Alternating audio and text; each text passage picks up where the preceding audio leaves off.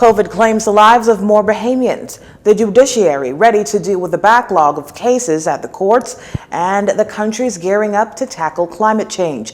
Good evening, everyone. I'm Leah Cooper with your JCN News for this Friday, October 22nd. 12 more New Providence residents have succumbed to the COVID-19 virus. The Ministry of Health and Wellness reporting the unfortunate COVID-19 deaths in the latest dashboard. 5 females and 7 males, the youngest, a 16-year-old male who died on October 4th, and the oldest being a 92-year-old female who died on September 23rd. All other deaths occurred between October 2nd and 14th. Total COVID-19 deaths now stand at 642, with 60 deaths currently under investigation. According to health officials, 128 people have died with COVID-19, but not from the virus. According to health officials, 128 people have died with COVID-19, but not from the virus. Meantime, 25 new positive COVID-19 cases confirmed for Thursday, October 21st. New Providence again leading the way with 22 cases and 1 case each on Grand Bahama, Abaco, and Andros. 3 newly confirmed cases in New Providence have a history of travel within 14 days. A further breakdown of the cases revealed that 14 are male and 11 are female. Total cases in country now stand at 22,179, of which 1,168 are active. Hospitalizations are decreasing. The numbers remain in the triple digits, with 103 people fighting the virus in hospital. 91 are considered moderately ill, and 12 are in intensive care. On the flip side, 28 cases recovered yesterday. Total recoveries now stand at 20,181. Yesterday, 357 RT-PCR tests were completed, where 326 came back negative, 6 were repeat tests. To date, a total of 154,104 tests have been completed in country. The fight against COVID-19 rages on, and the public's fighting back as more vaccines have arrived in country. Bahamians head to vaccination centers to receive one of 2 COVID-19 vaccines offered here in country.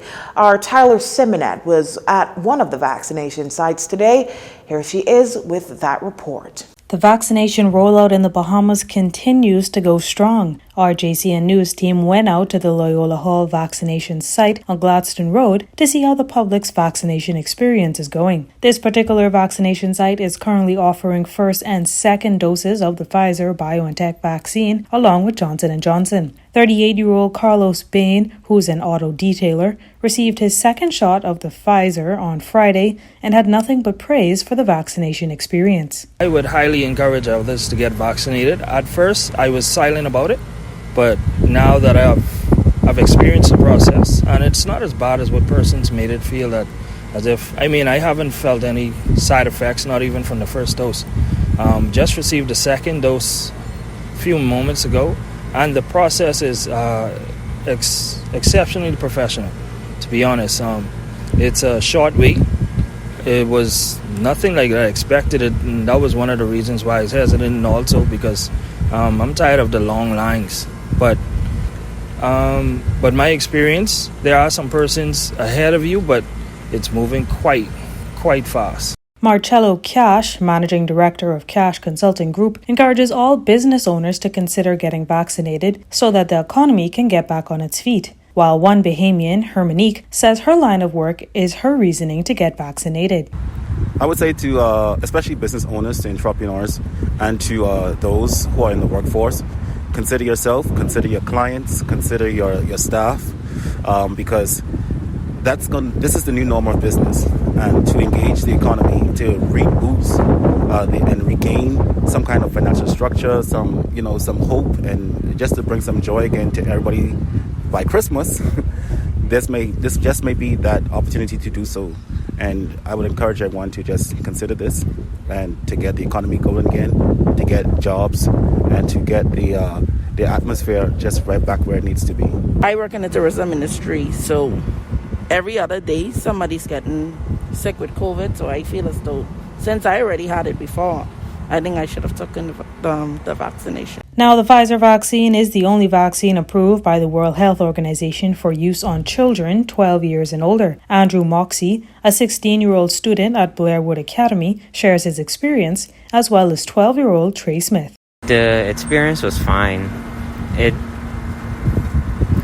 I didn't really affect me. I felt fine with the vaccination. It didn't really bother me. I'm just happy that we're taking our COVID vaccines so we won't get any diseases later on. Would you encourage your friends and classmates to also get vaccinated? Sure. Trey's mother, Renee Knowles, also explained her reasoning for taking her son to receive the vaccine. My primary reason is because I would like all of my family, friends, and colleagues to be properly educated and informed in regards to this COVID that's spreading around the world. We have had people very close to us die. I've had COVID personally, but I would have contracted it after I would have gotten my vaccination, and so therefore I push for my family members and my friends to do it. As of October 16, 2021, a total of 244,303 vaccine doses have been administered in the Bahamas, with 119,172 people being fully vaccinated. For JCN News, I'm Tyler Simonet. New judicial appointments at the magistrate and Supreme Courts are welcoming to the court system as the judiciary attempts to deal with a backlog of cases.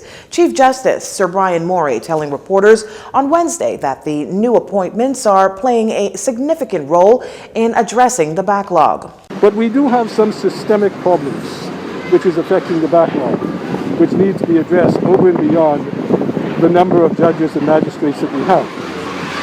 Some of those problems relate to things like the length of time it takes to get a pathologist report in criminal cases involving the death of an individual. Currently, it takes anywhere between 9 and 18 months to get a pathologist report. And the case cannot go to trial until that report is obtained unless the lawyers make certain concessions. Also, it's taking between 12 and 24 months to get forensic evidence in the context of ballistics and also DNA evidence, specifically with regard to sexual offenses cases. The Chief Justice also sharing that there is a shortage in the Office of Public Prosecutions. He notes that he has spoken with both former Attorney General Carl Bethel and the new Attorney General Ryan Pinder on vexing issues within the country's judicial system. Meantime, asked when a new coroner will be named, he says this. The Judicial and Legal Services Commission has appointed an acting coroner, who is Stipendian Circuit Magistrate DeVoe Turnquist. So she is now functioning as the acting coroner, and she has been for several months. The only reason why we didn't make a substantive appointment is because the position of coroner has yet to be confirmed by the Ministry of Public Service as a substantive office. What has been happening is, in the past, the coroner was a Stipendian Circuit Magistrate, and so that is the position which was recognized in the civil service. I've asked the relevant authorities to do what is necessary to formally establish the office of coroner as a substantive office within the judiciary. Sir Brian says that he hopes by January of 2022 the coroner's office would be reorganized. You're watching JCN News. Stay with us.